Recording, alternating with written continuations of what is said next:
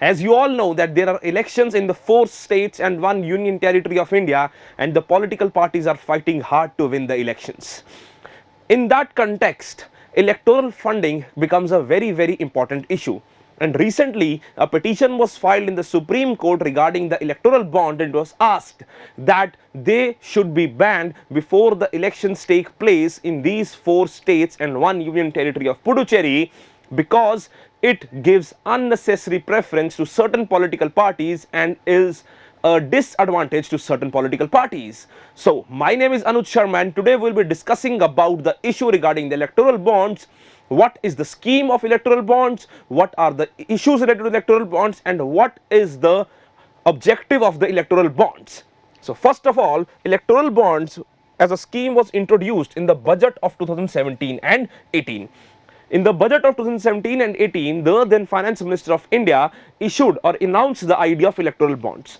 Before that, how was the political parties, or how were the political parties funded, was that there was an option that the political parties could get the sum of around 20,000 in cash, and if something more than 20,000 had to be donated, then the due checks and something were to be given, and the drafts were given to the political parties. But this scheme of electoral bond was issued to cleanse the system of political funding in India and restrict the cash donations. As what was said, that now the cash donations could not be up to rupees 20,000, but it was reduced to just 2,000. Anything exceeding 2,000 or anything that exceeded rupees 2,000 had to be given to the political parties via electoral bonds or your checks, the demand drafts, etc., etc. So, the objective behind electoral bonds was to restrict the cash donations and cleanse the political funding of the Indian electoral system. Now, what was the primary scheme was that any citizen or any body can purchase the electoral bond from SBI. And the bonds can be purchased from the value of 1,000 to 10 crore, that is 1,000, 10,000, 1 lakh, 10 lakh, up to the idea of 1 crore, and it can run into multiple crores. Another very important feature of this particular bond or this particular scheme, which led to this particular scheme becoming a controversy, was that the scheme did not, or the bonds did not carry the name of the payee.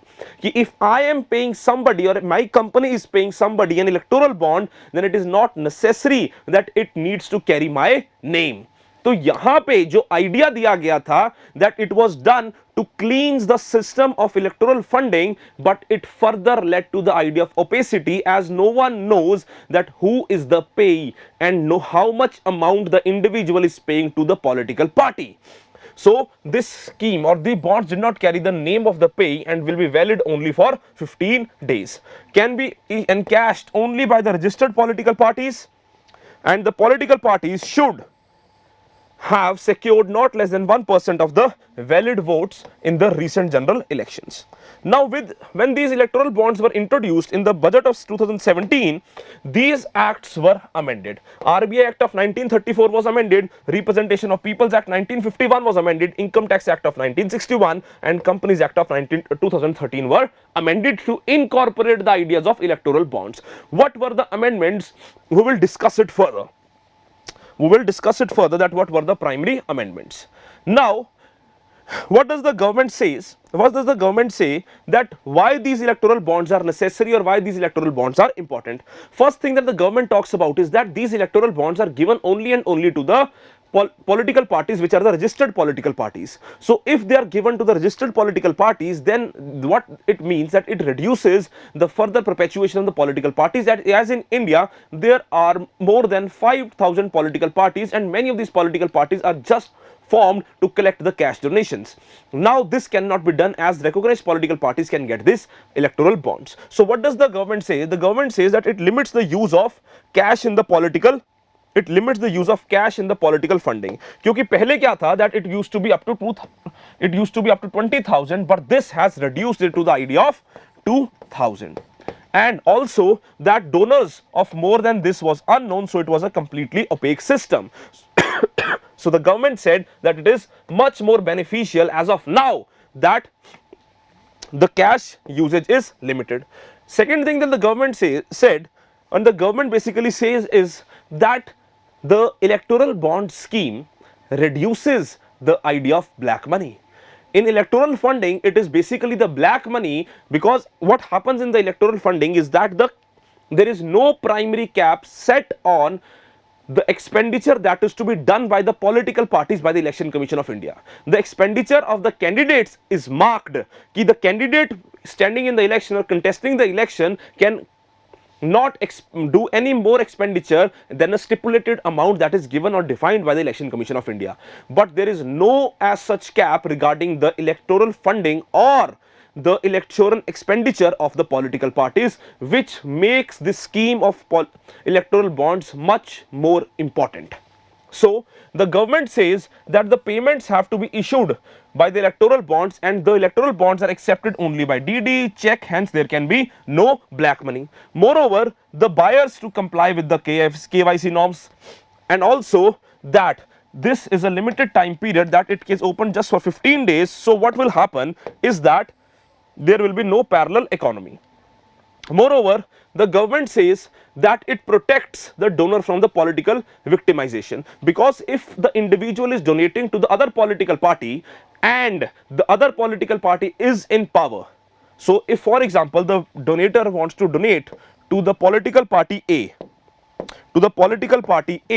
and the B political party is in power, so the B political party can victimize the donor of the A political party, so that the A political party is at loss, hence it will not ensure free and fair election. So the government says that non-disclosure of identity is good for the payee or good for the buyer, that they are not basically being victimized. And also the government says that it eliminates the fraudulent political parties which are just formulated for tax evasion, right? But what are the arguments that are made against the electoral bonds is that first and most primary thing is that it basically brings the idea of opacity. जिस purpose के लिए बनाई गई थी ये उसी purpose के against चली गई, that this was formed for the more and more political openness, political transparency, electoral transparency, but it is rather more politically opaque or more electorally opaque. The understanding is because this does not carry the name of the payee. Now, as per the section 29C of Representation of People's Act, the political parties had to submit the records of all the donors. जो पहले 29C section 29C of ROPA 1951 था, that used to say that the political parties should give the accounts of all the donators or the donors to the Election Commission of India.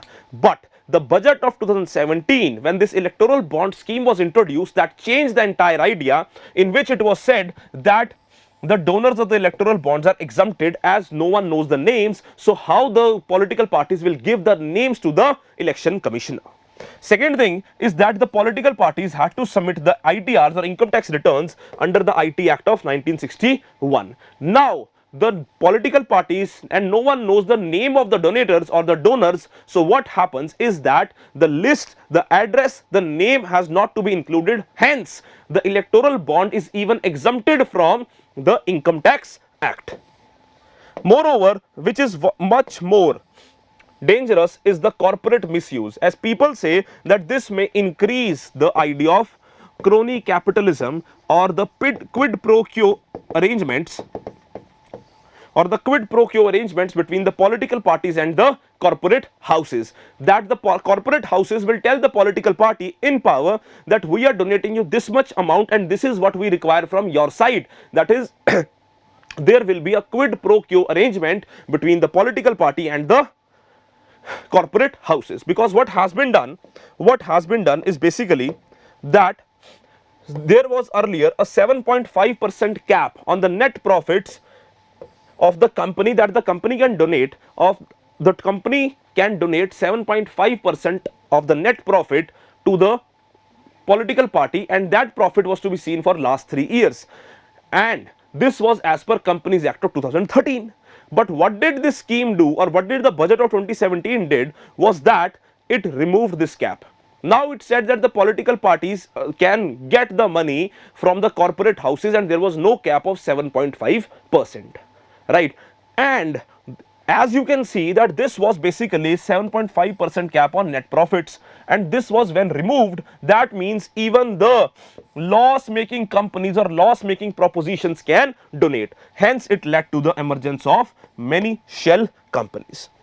Moreover, it favors the ruling party as SBI has all the information, and SBI being a public sector bank, the government can get all the information, which ultimately will lead to the victimization of the corporate houses or the donors. Now, what are the views of Election Commission? Election Commission of India is also not much of a favor with regard to the electoral bonds, because what does the Election Commission say? Election Commission says that it reduces the control of Election Commission of India on the electoral funding, or cannot check it properly because there is no detail, no data or no information that is given to the Election Commission of India. Moreover, there has been amendment in the FCRA rules as well, because what does the electoral bonds allow is that it has amended the FCRA Act, and it allows the political parties to receive funding from the foreign companies having majority stake in the Indian company. That if there is any foreign company which has a majority stake in the Indian company, they can also donate to the political parties. That means it allows the foreign funding to the political parties, which was earlier missing. Hence, it can lead to the dilution in the policies of the government, that it will favor the other countries or the large multinational companies, hence again increasing the idea of crony capitalism.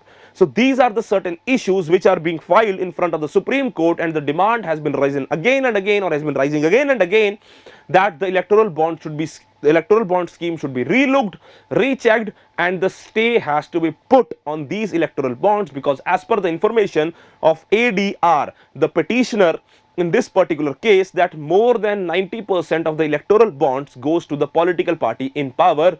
So it is very much discriminatory against other political parties, and it is against the idea of transparency and free and fair elections. So that was all from my side. So keep subscribing, keep liking our videos. Thank you very much. All the best, and be safe and work hard.